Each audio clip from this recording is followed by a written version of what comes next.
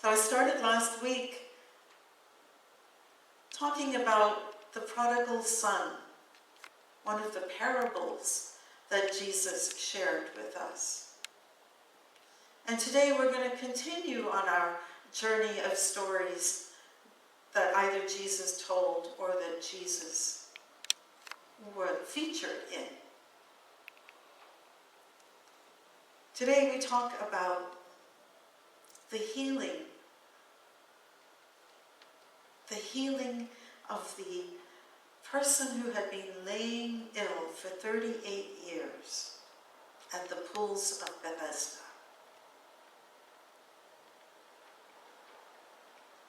Here's the story.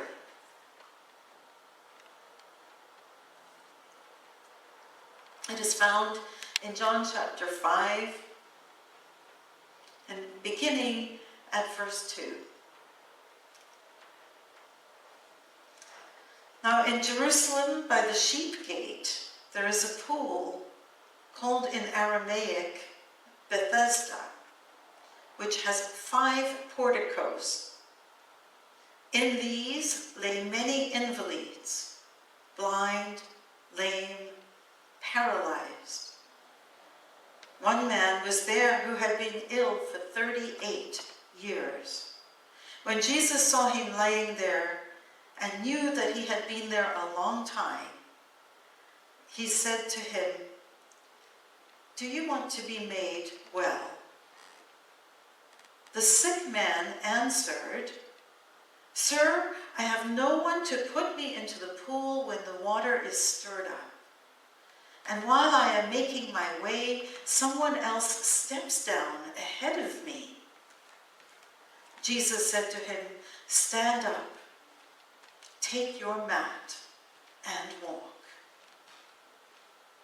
At once, the man was made well, and he took up his mat and began to walk.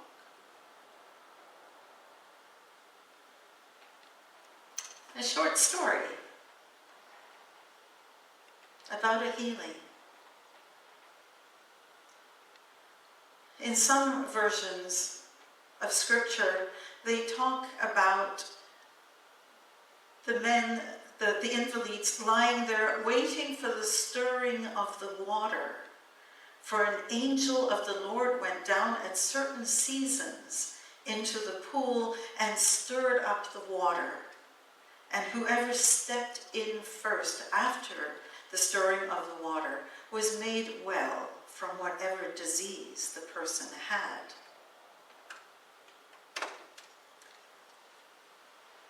So, what do we see in this story?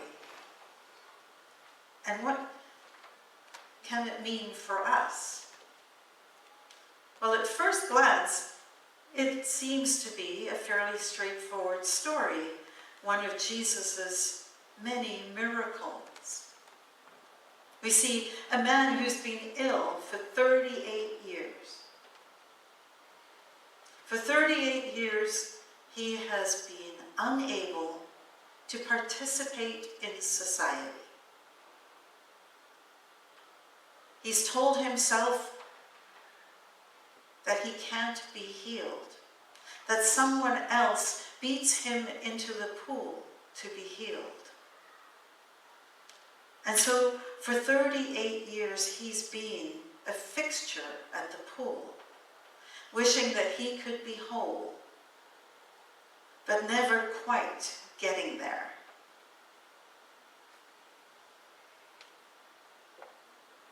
What do we see? We see an old man.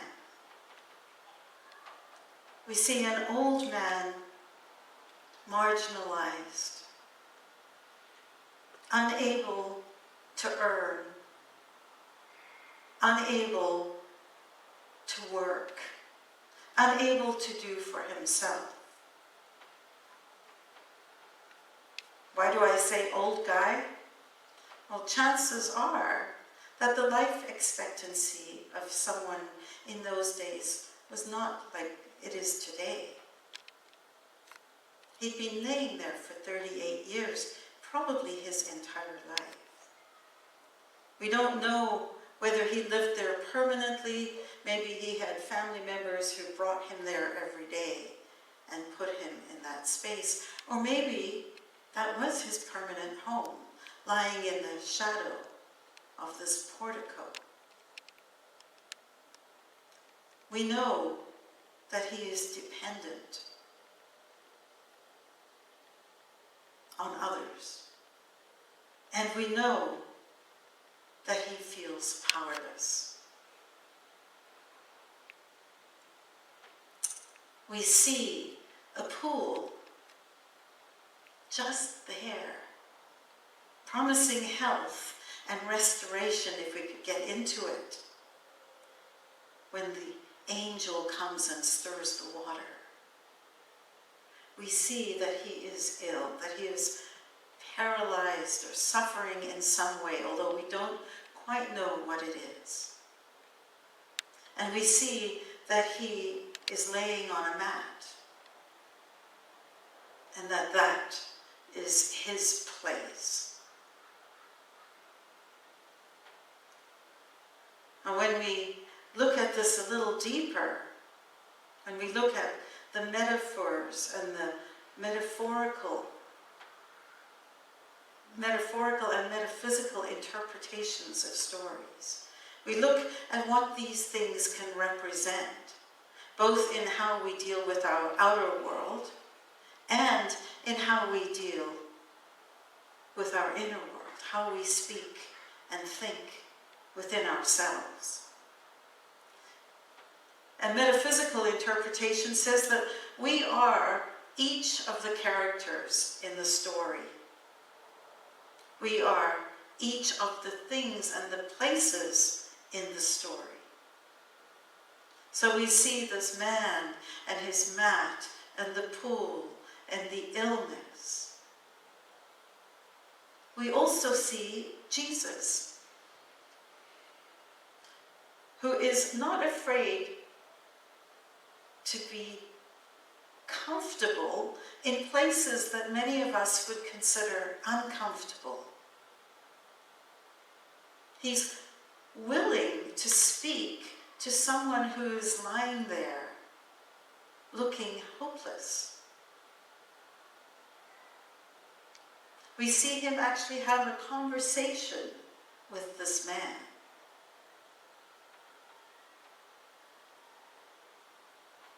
And we are all of it. So let's look at our role and how we can be that man, how we show up as that man. In our lives, we may present as sick, as powerless. We may tell ourselves that we're a victim of our childhood, that we're a victim of our circumstance. We may be part of the pity party, just as that man was. I can't do it, no one's there to help me. You see the stuckness of that man. 38 years he'd been lying there. Well, isn't it true that sometimes we are also stuck in suffering, wishing that someone else will come along and fix it for us, but finding ourselves unable to do it for ourselves? We can sometimes see the water stirring, the water which represents new life, new hope, healing. We can sometimes hear the water stirring in us, saying, you know, if you just did this, why don't you try this? And the stuckness that we sometimes stay in stops us from going there, stops us from entering that place of new life. We are sometimes quite invested in our stuckness. I was talking to someone earlier this week who was a holistic healer, and he shared how after working with people, getting them on the road to wellness and wholeness, they would then stop coming to him. And 6 months later, he would see them and they would be right back doing exactly what they had worked on not doing.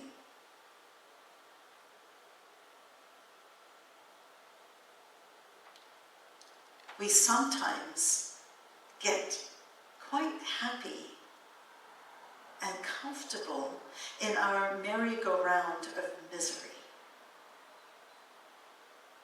And that's staying on the mat.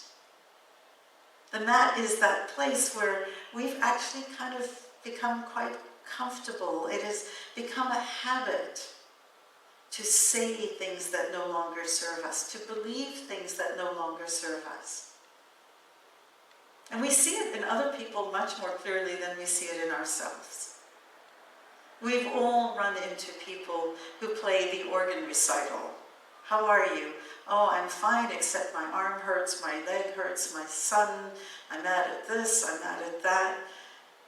You name it, you get it. And we all carry that mat with us, don't we? We all have comfort areas that we don't want to move from. Sometimes it's the devil we know, rather than the devil we don't know, that keeps us stuck.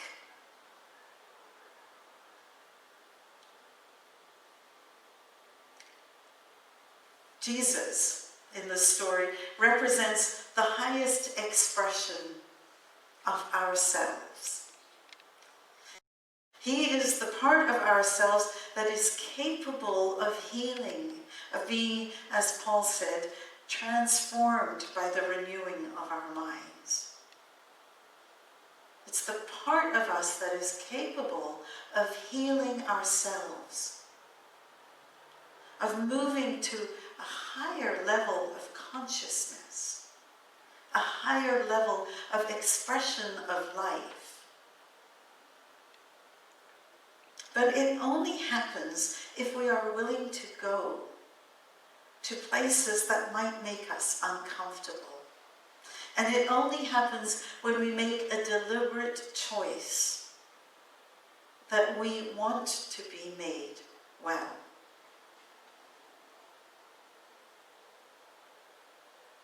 So what stops us from being healed? In the story we see Jesus coming on as man, so our higher consciousness, our higher wisdom, coming on the stuckness of ourselves.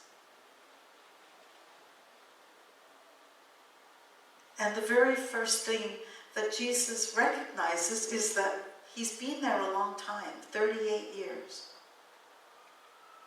We recognize that we've been in that space of powerlessness, whatever it might look like, anger, frustration,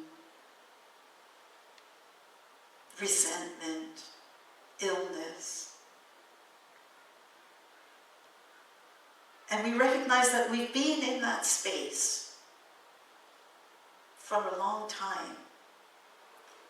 And so the very first question is, do you want to be made well?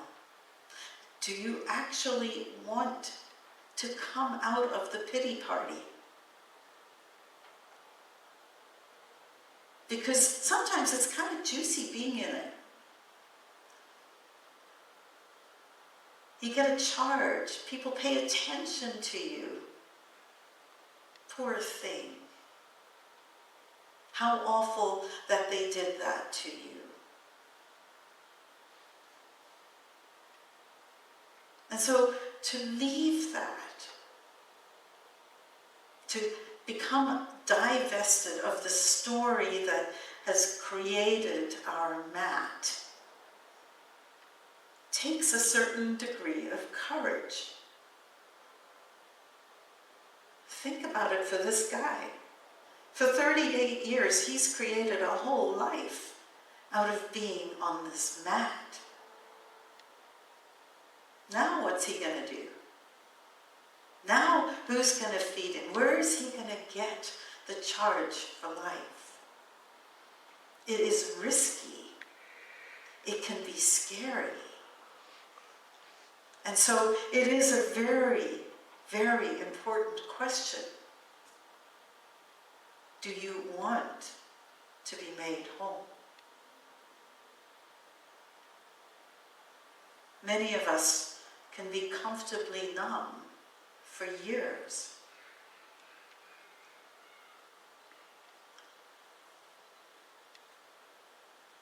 Unity's fifth principle says that it's not enough to say that we want to be made whole, but we actually have to commit to it.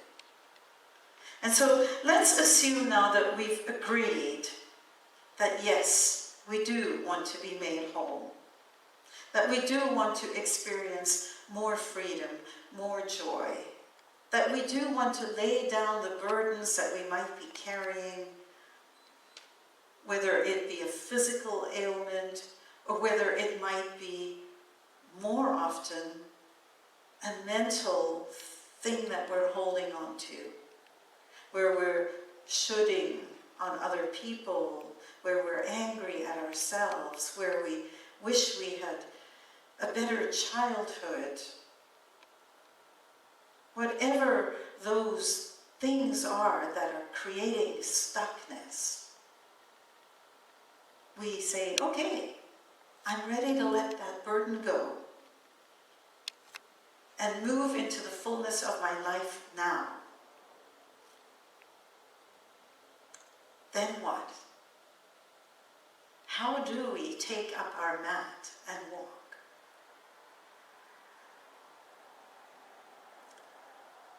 The best way is to catch ourselves as we're in that process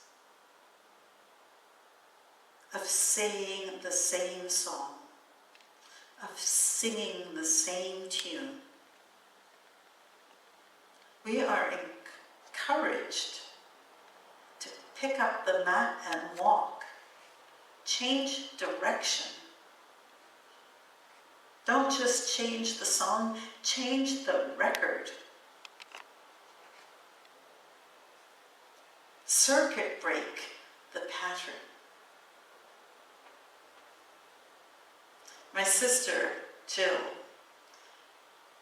has 2 kittens.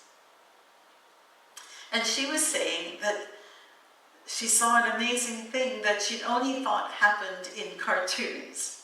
And that is that one of the kittens was jumping in the air and changed direction mid-flight. She said she's never seen anything like that, where the cat's doing this and it changed direction. And so it is with us. That is what we want to do when we find ourselves in flight and saying the same complaint, giving the same excuse, making the same comparison, sharing the same health story, the same childhood story, the same employer story or spouse story, or any one of thousands of these stories that we tell ourselves that create pain and suffering and stuckness. When we're about to buy into that habitual story, let us change direction. Let us change direction before we hit that same stuckness wall as we are used to. that place where we land that continues to keep us in paralysis and sickness and disgruntlement and dis-ease. So how do we get off that merry-go-round of misery?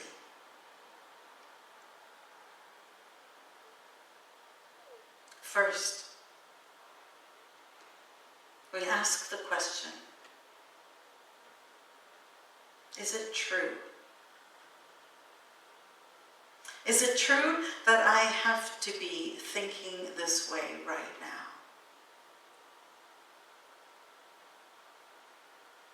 For example, Joe was supposed to call me back and he didn't call me back. That means he doesn't respect me. Simple example, which, as you know, can spiral into, I am now mad at Joe, and Joe's a jerk, and why is he even my friend? And all of these assumptions that create stuckness and pain for us. So before we get on that merry-go-round of misery, stop, circuit break. Is it true? Do we know that's true? We only know that Joe didn't call back.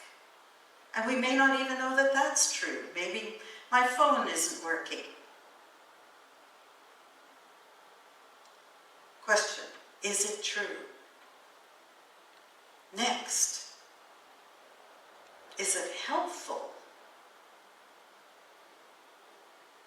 One of Jill's sayings is, mind your head, lest your head be mined.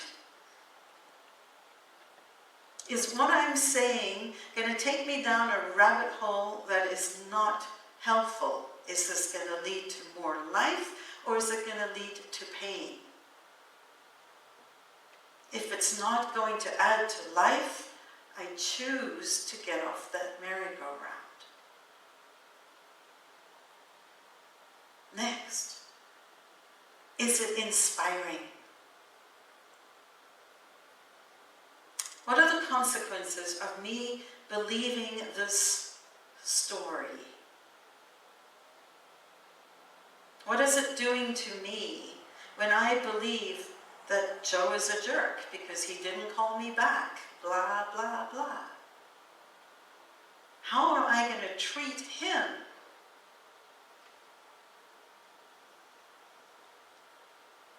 And is it going to add to our friendship? Is it adding to my joy right now to even think that way? And if the answer is no, then that moves us to N, which is it necessary? Is it necessary for me to think this way? And how could I shift? How could I pick up my mat and walk and see it from a different point of view?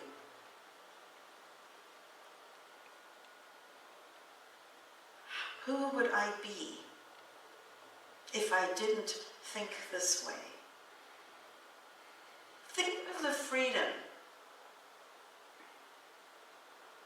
that we could have if we allowed ourselves not to think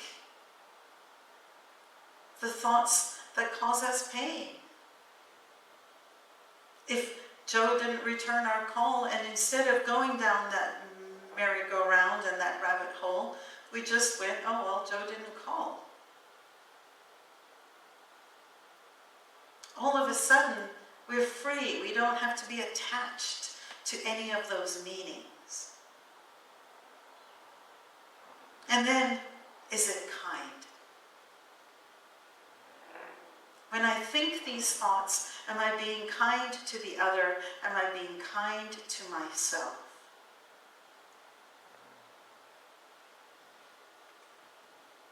If you've been paying attention, you'll recognize that what I just did was T-H-I-N-K. Think. Is it true? Is it helpful? Is it inspiring? Is it necessary? Is it kind? Some of the questions that I spoke about are questions that are found in Byron Katie's The Work, in which she asks, is it true? Is it absolutely true, this story that you're telling yourself? What are the consequences of believing this story that you're telling yourself? How is it harming you? How is it harming the other person? And how can you be with it differently? How would you be if you had no attachment to that thought? Jesus, in the course of this story, says, pick up your mat and walk. That means that there is no going back. It's not take a walk and then, if it doesn't work out, come back to the mat. So every step that we take towards freedom, every thought that we take towards freedom, every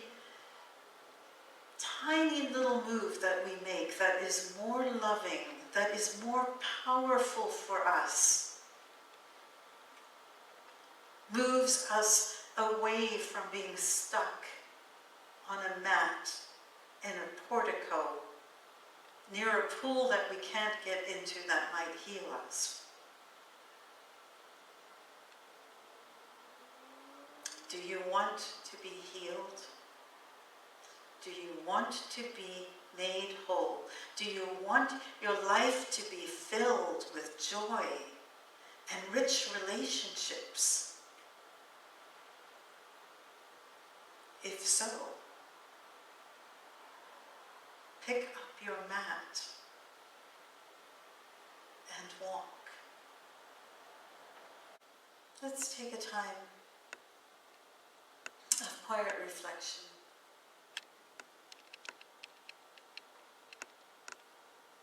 As we consider this story and the wisdom in it,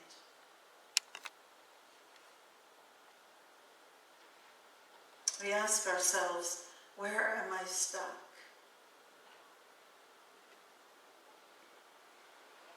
What story am I invested in that is holding me back from the fullness of life?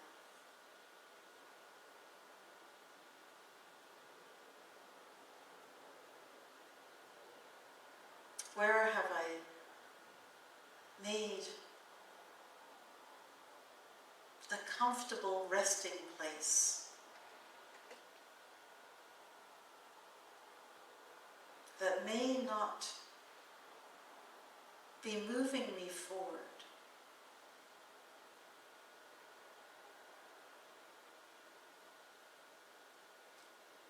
Am I willing to allow that loving, pure, loving part of me, the Jesus within me, to help me? Am I willing to accompany love? Am I willing to be whole?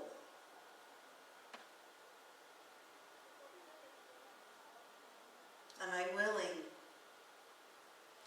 to take my mat and walk?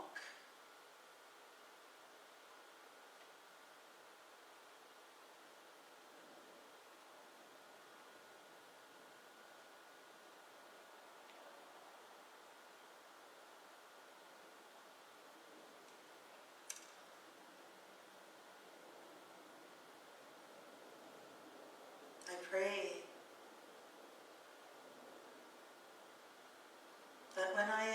faced with choices that I know will lead to places that do not bring me joy. That I will choose differently and rise into the fullness of life.